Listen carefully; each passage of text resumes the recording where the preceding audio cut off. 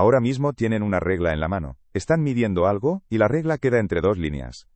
¿Son exactamente 3 centímetros, 3, 1 o 3, 2? No pueden saberlo.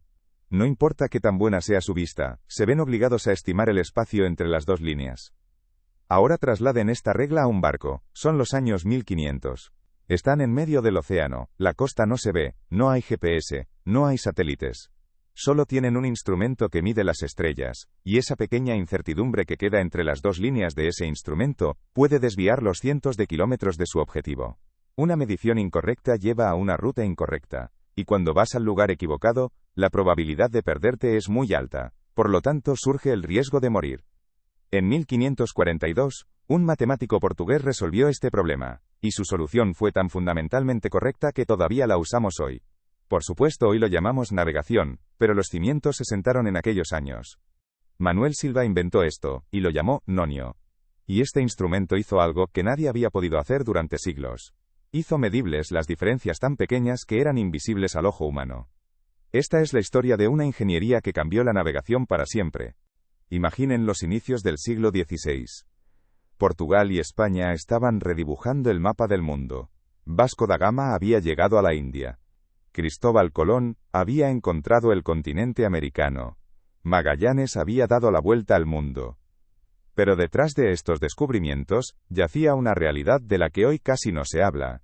La gran mayoría de estos barcos se perdían, no solo por las tormentas, no solo por las enfermedades, por errores de medición.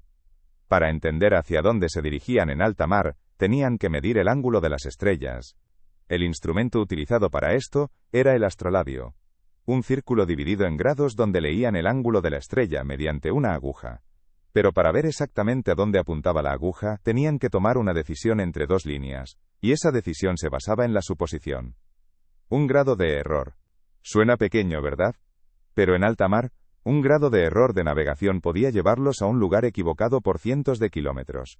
Calculen, en un viaje de 100 días, los pequeños errores acumulados diariamente podían hacer que el barco perdiera por completo el puerto de destino. Portugal conocía muy bien este problema, porque los portugueses estaban descubriendo el mundo y llevaban la cuenta de los barcos que perdían. La Casa da India en Lisboa recopilaba informes detallados de los capitanes y navegantes que regresaban de cada expedición. Los informes revelaban la misma realidad una y otra vez. El mayor problema no era la medición precisa, sino la incertidumbre en la medición misma. Y justo en el punto álgido de esta necesidad, un matemático de la Universidad de Coimbra estaba completando sus estudios. Aquí debemos detenernos un poco, porque en medio de esta historia hay una confusión de nombres, y no podemos continuar sin corregirla. Cuando decimos Manuel Silva, en realidad nos referimos a un nombre diferente, de uno de los más grandes matemáticos de la historia de Portugal. Esta persona, por su nombre en portugués, era Pedro Nunes. En las fuentes españolas y europeas, su nombre aparece mayoritariamente en su forma latinizada, Petrus Nonius. De hecho, la palabra nonio, que es el nombre de su invento, proviene de aquí. Tiene un significado como, el instrumento de Nonius. Entonces, ¿por qué en algunas fuentes aparece el nombre de Manuel Silva? Porque Nunes mantuvo correspondencia bajo diferentes nombres en el complejo entorno político de la época, y publicó algunos de sus trabajos con diferentes referencias. Pero la historia lo conoce como Pedro Nunes. Y este nombre hoy está muy lejos del reconocimiento que merece. Pedro Nunes nació en 1502 en la localidad portuguesa de Alcácer do Sal. Provenía de una familia de origen judío, lo que siempre hacía su vida más compleja en la península ibérica de aquel entonces. Estudió medicina en Salamanca y enseñó matemáticas en Lisboa. Recibió el título de cosmógrafo real de Portugal, es decir, era oficialmente el principal científico de navegación del reino. Su obra titulada De Crepusculis, publicada en 1537, explicaba la matemática del crepúsculo. Pero su trabajo verdaderamente revolucionario llegó en 1542. Para comprender realmente el problema que resolvió Nunes, es necesario entrar unos minutos en la lógica de la medición. Y les prometo que esta parte es mucho más interesante de lo que parece. Tienen un círculo. Han dividido este círculo en 90 partes iguales. Es decir, en 90 grados. Hay una distancia fija entre cada grado. Ahora coloquen una aguja en el centro de este círculo. Cuando la aguja marca exactamente un grado, no hay problema, su medición es clara. Pero ¿qué pasa cuando la aguja cae en algún lugar entre 2 grados? Lo adivinan. Miran con sus ojos y dicen, aproximadamente a la mitad, o en 1/3. No importa qué tan buena sea esta suposición, conlleva un margen de error. Y este margen de error era de una magnitud inaceptable en la navegación de la época. La solución parece obvia: dividir los grados en partes más pequeñas. Dividir cada grado en 60 minutos y cada minuto en 60 segundos. Pero aquí hay un problema práctico. Intenten dividir un círculo a mano en 5400 partes iguales. Es físicamente imposible y las marcas serían tan densas y pequeñas que resultaría difícil leerlas. Nunes abordó este problema desde una perspectiva completamente diferente, y la solución que encontró todavía genera una pequeña admiración en la gente hoy en día. La idea de Nunes, en lugar de dividir el círculo en miles de partes, era colocar un instrumento de medición adicional y establecer una relación entre ambos. De esta manera, se proporcionaba la posibilidad de encontrar el rumbo con mayor precisión. Permítanme explicar el sistema. Tienen una escala principal, supongamos que dividida en 10 partes iguales. Al lado, colocan una segunda escala, pero esta segunda escala divide la misma longitud en 9 partes iguales. Es decir, cada parte de la primera escala es un poco más pequeña y cada parte de la segunda es un poco más grande en comparación. Ahora, al deslizar estas dos escalas, en un punto determinado, una línea de la primera escala y una línea de la segunda coincidirán exactamente. ¿Cuál de ellas coincide? Eso les indica la posición exacta en la escala principal. Una coincidencia matemática sustituye a la suposición visual. Puede resultar difícil visualizar esto en la mente, pero piénsenlo así. Están leyendo la relación entre dos reglas, y esta relación les otorga una precisión que una sola regla nunca podría mostrar. Nunes aplicó este sistema primero al astrolabio. Dibujó varios círculos concéntricos dentro de un círculo, cada uno dividido en un número diferente de secciones. Sin importar dónde cayera la aguja, encontraban un punto de coincidencia exacta con uno de estos círculos, y ese punto de coincidencia les daba la medición exacta. En su obra de arte Ad che ragione navigandi, publicada en 1542, explicó este sistema matemáticamente. Con sus pruebas, sus cálculos y sus dibujos geométricos.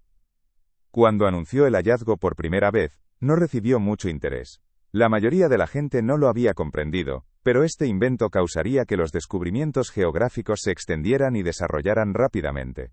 Y aquí es donde la historia comparte el destino de la mayoría de los grandes inventos.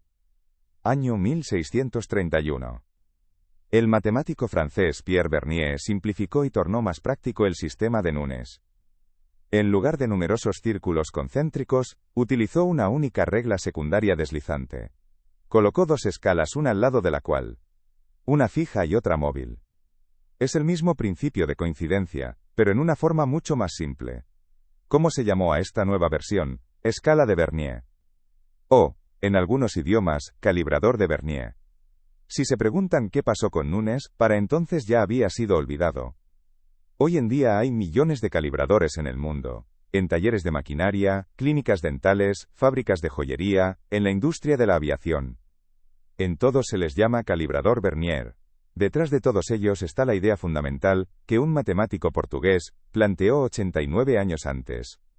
Esto podría considerarse como uno de los robos de nombre más comunes de la historia. Pero la realidad es esta. Bernier no robó. Hizo referencia explícita a Nunes. Mejoró el sistema y lo hizo más accesible, pero la historia es así. Se recuerda el nombre de quien lo populariza, y los verdaderos héroes son olvidados. Y cuando Nunes murió en Coimbra en 1578, no sabía que su invento estaría algún día en manos de todo el mundo. Aunque el sistema de Nunes es en realidad muy simple, a veces puede ser difícil de entender. Su objetivo era simplemente mostrar de la manera más visible el valor entre dos números enteros.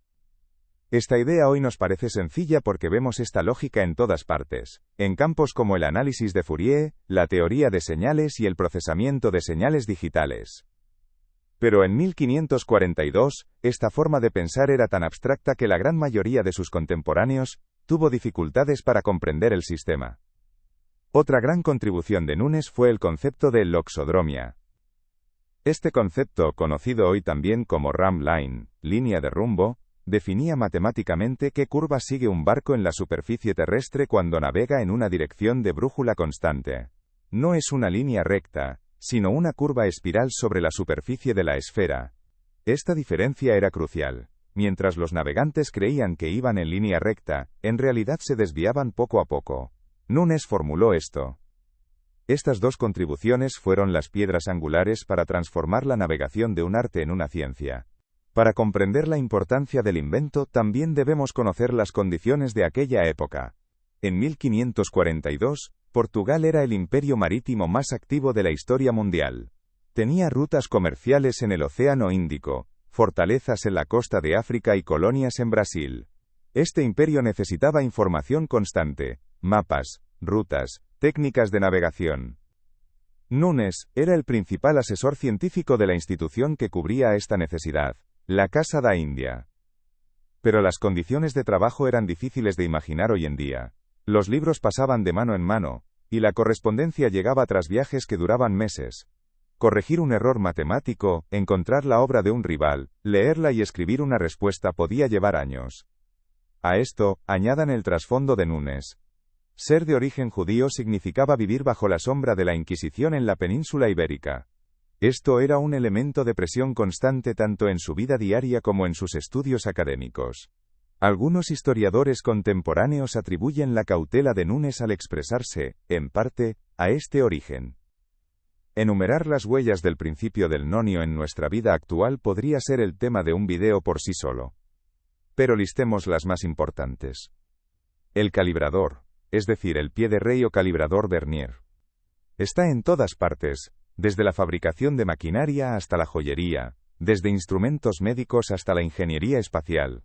Este instrumento, que realiza mediciones con una precisión de una décima, o incluso una centésima de milímetro, se basa directamente en el principio de funcionamiento de Nunes. El micrómetro, la versión aún más precisa del calibrador. Un instrumento que utiliza la rotación de un tornillo helicoidal en lugar de la coincidencia de marcas, pero que funciona con la misma lógica básica. Y el ejemplo más sorprendente, el GPS, la navegación por satélite. Un receptor GPS determina su posición analizando la diferencia de tiempo entre las señales de varios satélites. Esto significa encontrar el punto de coincidencia de señales de diferentes frecuencias. Han desarrollado la idea básica de Nunes, la han digitalizado y se utiliza activamente también en el espacio. Ahora lleguemos a la pregunta más importante: ¿por qué no conocemos a Pedro Nunes? En la escuela se nos enseñó a Vernier. En la historia de la navegación, se nos enseñó a Ptolomeo, se nos enseñó a Colón, se nos enseñó a Magallanes. Pero a Nunes. La mayoría de nosotros nos encontramos con este nombre, por primera vez aquí. Hay varias razones para esto. La primera razón fue el idioma. En aquel periodo, el italiano y el francés eran los idiomas científicos predominantes. Por ello, Nunes no podía entrar en los entornos de debate y no lograba dar a conocer su nombre. Al estar en Portugal también permanecía alejado de los centros científicos. Además, al ser el primero, su sistema no era práctico. Como Vernier lo hizo práctico, es posible escuchar su nombre en todas partes. Portugal aceptó a Nunes, aunque fuera tarde.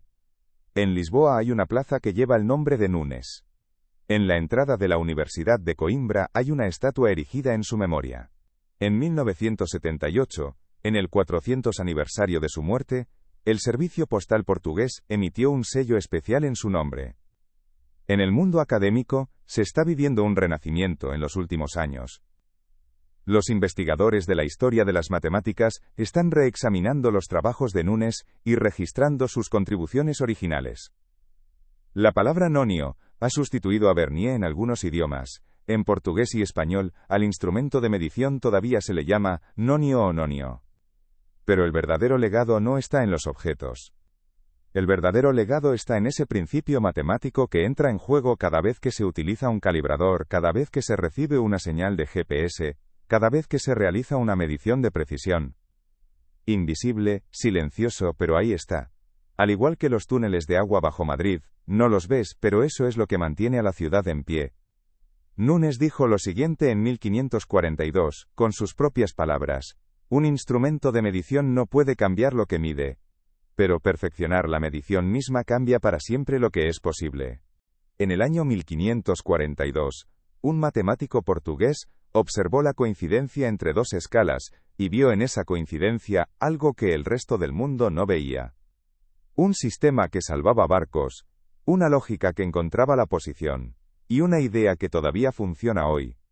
Puede que no recordemos el nombre de Pedro Nunes, pero vivimos cada día con su idea.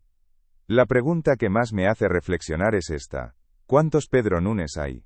¿Cuántas personas que hicieron la pregunta correcta encontraron la respuesta correcta, pero cuyo nombre se escribió mal en la historia o nunca se escribió? Esta es la pregunta más inquietante que la historia nos plantea. ¿Y cuál es su respuesta?